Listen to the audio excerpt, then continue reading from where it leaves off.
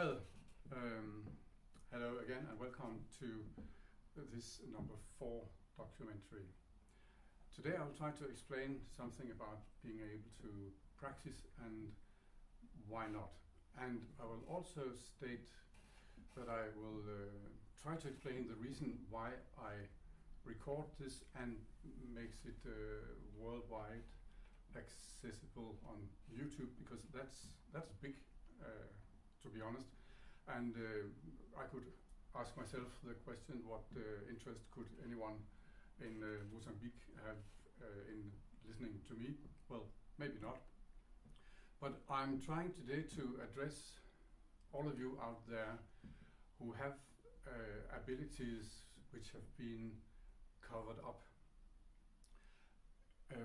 Many of us have experiences from childhood or when it happens, unfortunately, that somebody judge us.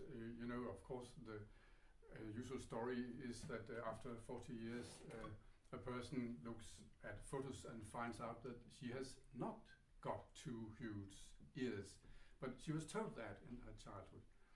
And to be very brief about it, I have mentioned this a bit before. When I was 19, I was very much in love with a girl who played the piano.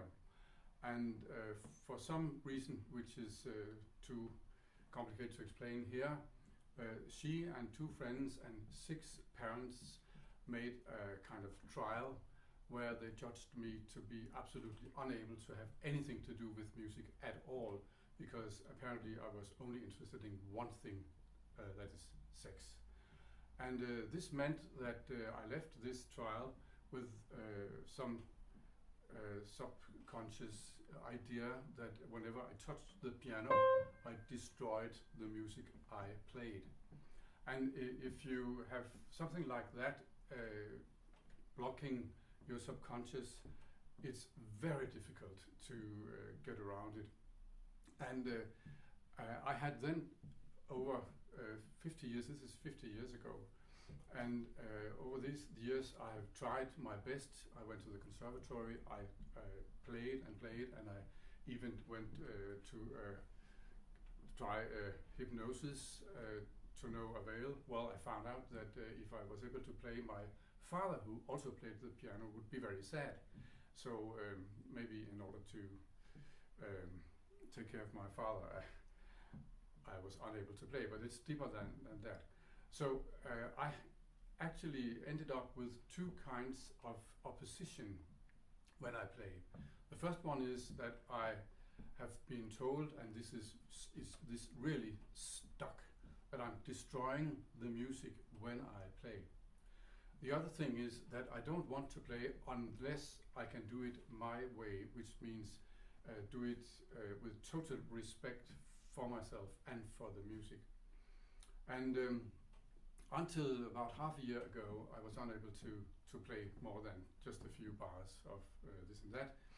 And then my friends had this wonderful idea. As a birthday present, they invited one of the most interesting and profound pianists this day, Angelo Villani, and his very beautiful girlfriend Selina here as a birthday present to a private recital twice. And during one of these recitals on the 1st of July, I couldn't help sitting down at the piano and just playing a little bit of the Major Ballad by Chopin, and Selina heard that and immediately heard that there was something there. And then I played for Angelo as well, and my God, they could hear that I had some kind of musical ability. And hearing this from somebody who is really a pianist, somehow this started some returning from the grave. And I know that I was born with the ability to play the piano. The only thing I have to do is to find out where to put the fingers. I have no technical problems at all, apart from the resistance. So I can give you a few examples of what kind of resistance I have. For instance, in the Mozart A minor sonata, there's this passage in the beginning.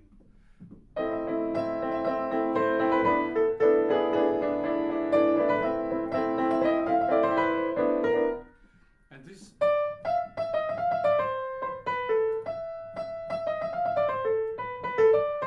I'll try again, I'll explain.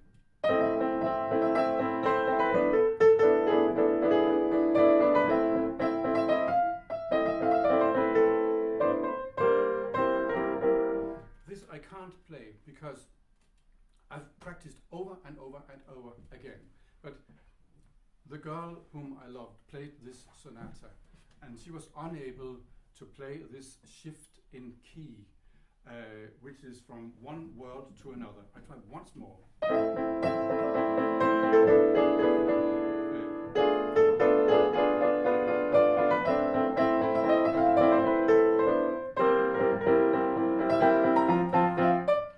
And this transition, which is enormous in the music, I'm not allowed to play because my subconscious tells me that if I play it, I will play better than her. And she was the goddess of piano, so I can't fight that. What I can do is gradually to find myself again, so that I can allow myself to play it. And I played it hundreds of times to no avail. Similar as here in the G major sonata.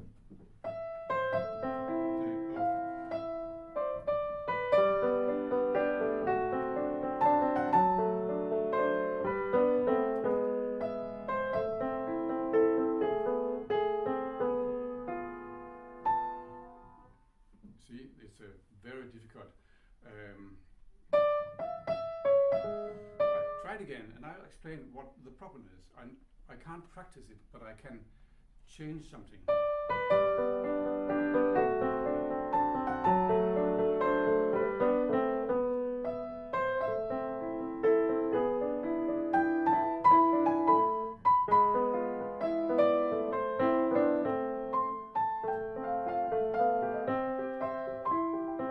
So this time I played it, but this passage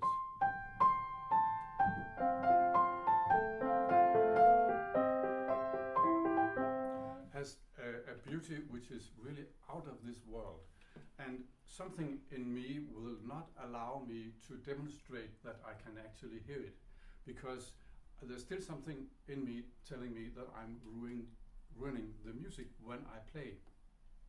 And there's so many things I've tried to play and to practice, and I'll give you a demonstration of something here, which might be really a good illustration.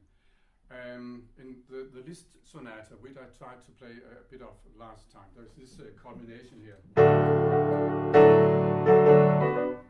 And it says grandioso. Now, a friend of mine once had I think a psychology session, and was told that when he thought he was actually a very special person, he was told that he had what in Danish would be similar to a grandioso complex, meaning don't you think or believe that you have anything special. Instead of stimulating, we are all special. And in order to play this grandioso, you have to be able to tell yourself and the world, well, here I am, listen to me. I'm half man, half piano. This is incredible music. And whenever it's what the notes concern, it's not that difficult, actually. But every time I try to play it, there's a build-up of energy. There's something within me which is making a sabotage. So I'll not try to play it, and if I play wrong notes, don't mind, because what I want you to hear is what is underneath this. And I can say really that my ability to believe in my right to play the piano is growing, and what is coming is actually quite big. I can really do that, but I have to allow myself to do it, and this is the difficult part. In order to communicate with music, you have to be able to communicate with yourself, which is quite some school or exercise. And this means that you can't cheat, you can't lie, you can't steal, you can't be unfaithful to anybody. You must seek the truth and nothing but the truth. This is nothing to do with moral or ethics. Well, it has, but it's an energy thing that you can't contact yourself is if you, in some aspects of life, have to lie to other people or to yourself. Then you simply can't rise from the grave the way I try to do it here. I try to play this and see if I can demonstrate that I dare play grandioso. And in order to avoid page turning, I've glued the pages together like this.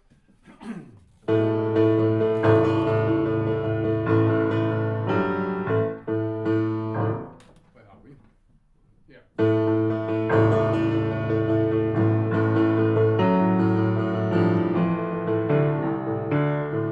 Once more, see, it's already working, this sabotage.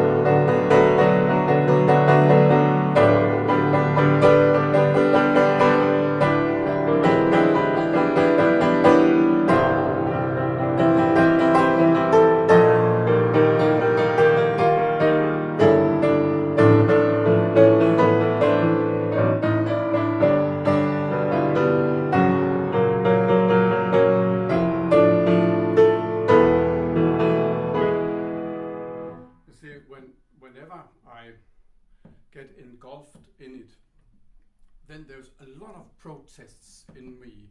You can't do that because then you will demonstrate that you are a pianist. And there's a passage a little longer. This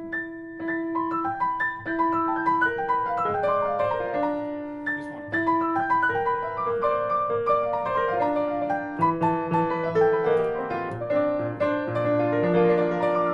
And I'm actually able to play it, but I must not, because if I can play it, then I am a pianist. So I'm not fighting. I should practice and practice and practice and practice, because each time I learn it, then somehow from the inside,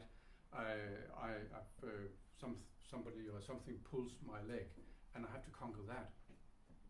I'll try this passage once more, just to see if it's possible to play it.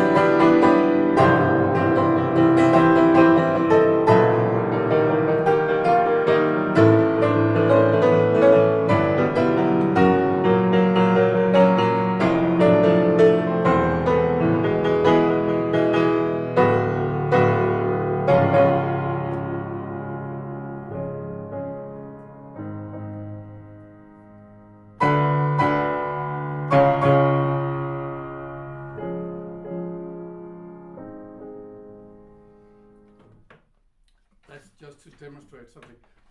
And there are some passages, some music which I can play or play very soon, but not if until I'm able to express what's in the music. Normally, when you study music and try to learn the piano, you study the technique, so that's the first thing. You have to hit all the notes in the right sequence, and when you do that and have done that, then you can interpret or express what you feel. In my case, it's the other way around. The inside of the music is slowly carrying me along a path, so that the last thing, which will be perfect, is that the actual notes are there at the right time. And I tried to play a bit of this wonderful Bénédiction de Dieu dans la solitude. That's to feel blessed by God when you're feeling lonely.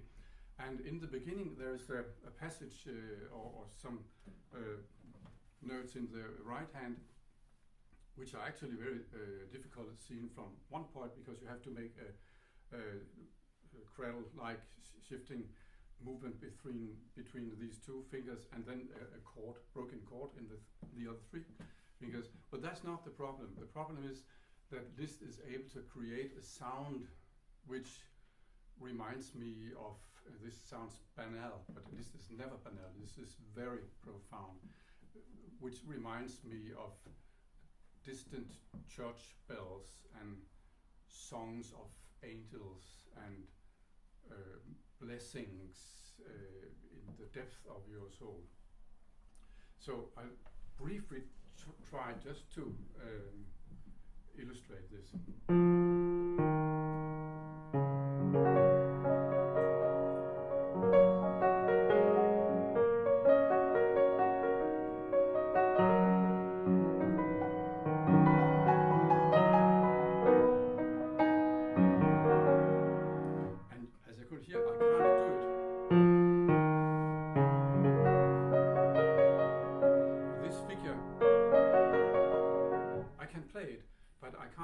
Until I can get the feeling right, but it's growing from each time I sit down at the piano and play.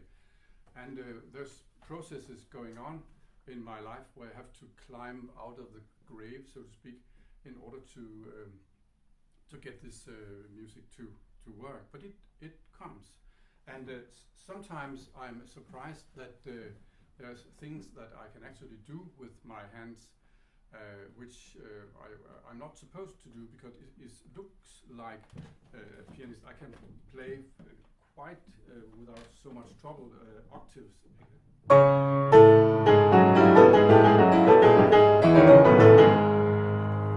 which is quite difficult. And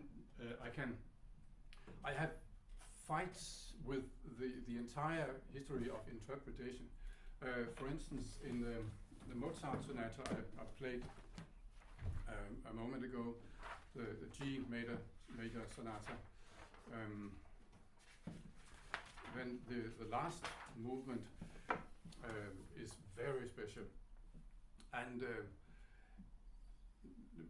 I was brought up in the idea that the Mozart, this is before Wolfgang Hildesheimer's biography, that Mozart was the nymph and shepherd style with little porcelain figurines, and you played for instance, this last movement, something like this.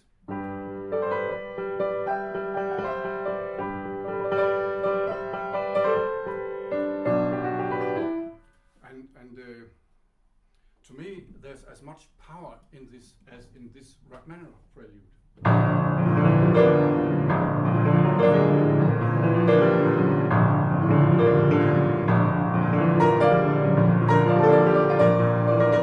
Which means that it should be played like this.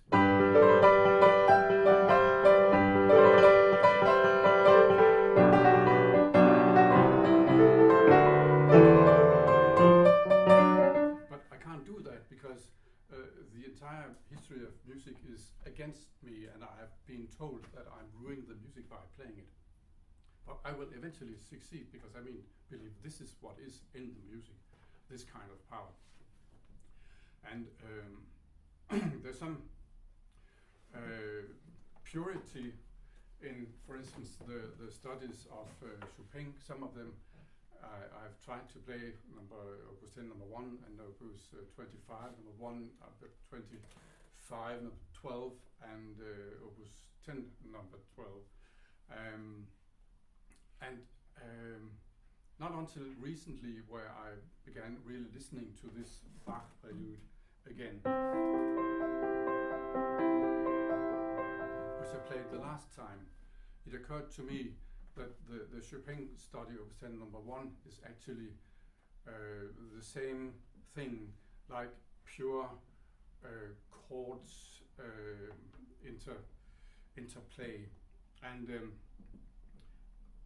I have been able to play that once. If you go to YouTube under early recordings, I made that when I was 18. And now it's gone, but I'm on my way to play it. But again, I have to have some kind of permission from inside to give it the power it actually has. You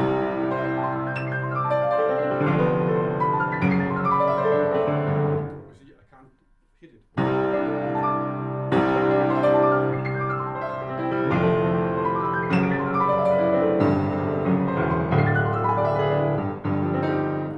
But it's there. It's not far away. Two things, and then I think I have explained what I'm trying to explain. And one thing is that I discover by and by more gems in the pieces I play. And for instance, in the F major ballad by Chopin, which I again will play a couple of pages of, so that in these documentaries there are two pieces which I will play every time. This is as much as the F major ballad as I can see fit, and the Wedding of Trollhagen by Grieg.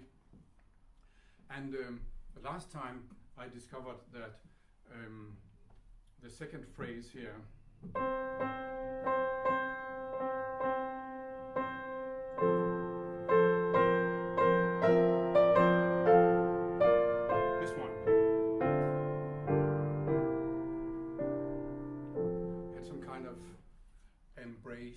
there's some warmth in it, like a hug after homecoming. And the next phrase I discovered has the same quality of a lullaby, like in the first scherzo by Chopin, the slow middle section there. So, and this is actually a slow waltz in a way, and it has a tendency to be boring, and I've run into that also when I hear people, some pianists playing this. The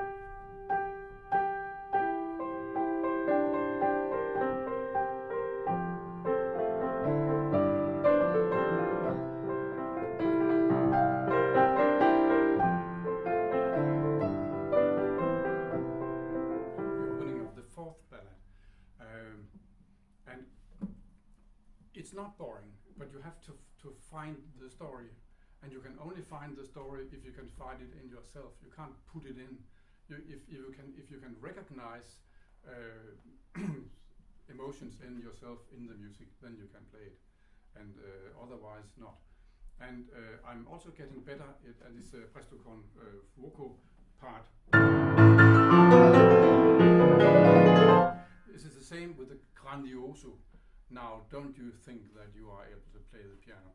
So when I come to this, sometimes I can play it, and sometimes I can't, because it is, well, it's almost like a curse, and I'm sure somebody know what that means. I have a feeling that something you can't get away from, and nothing seems to help, apart from the fact that, in my experience, I have met this wonderful person, the pianist Angelo Villani, and he has rekindled, I think it's called, my feeling that I'm actually there. And so this means that I'm starting to grow. So it's very audacious of me. I feel quite brave actually doing this because everybody can hear I can't play it. But maybe some of you who listen can hear that underneath this there is a pianist coming out up from the grave, something like that. So let me just try to play this ballad piece here.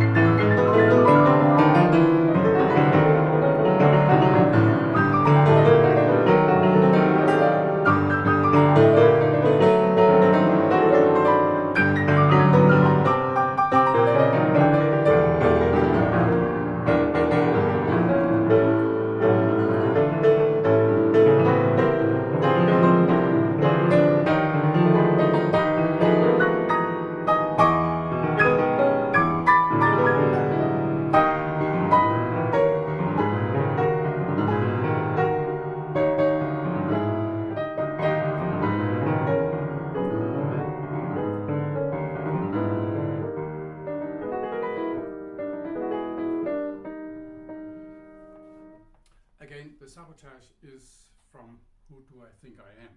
But I don't care, so I just go on. I like to play as a final thing the Greek wedding on Trollhagen again. And there's these there's a passage here which is really where the piano takes over in the complete fortissimo, and the recordings, almost all of those recording I know is not slowing anything down. The tempo is not slowed down, but it reminds me of when I was in the school, 5th or 6th grade. We had handicraft woodwork. I don't know what it is, the right expression in English. But the teacher said, when we are sawing, we stood with a saw this length, stood like this, and he said, well, your father has in his taxes paid for the entire saw. Use it. And I mean, why not use the entire piano. So in these here.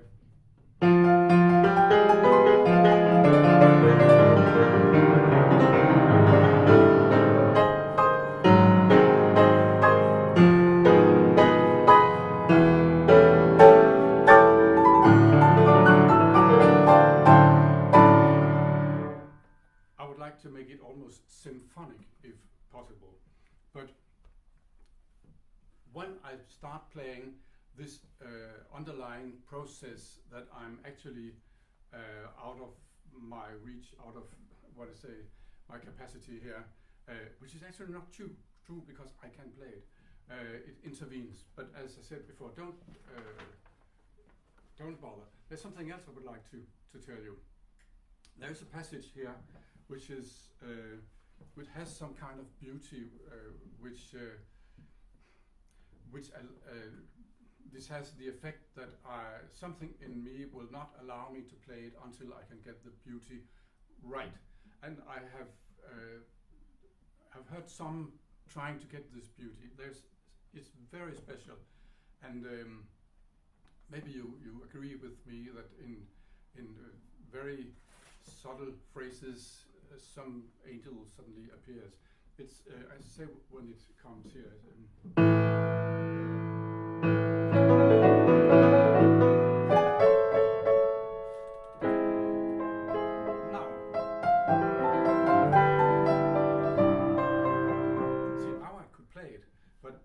Sometimes I can't because there's a hidden beauty in this special phrase.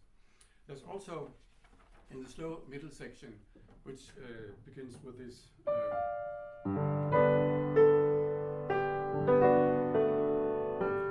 Which I hear as a kind of dialogue between man and woman. This is a wedding, and when it returns, there's another note coming in.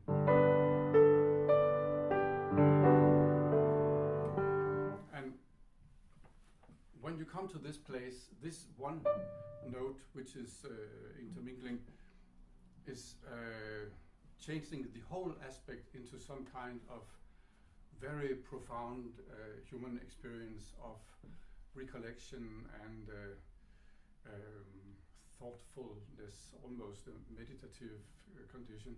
And because it has this beauty, I am often somehow distracted when I get there. But I try to play it again, the entire thing, and maybe you can hear the progress from the last documentary.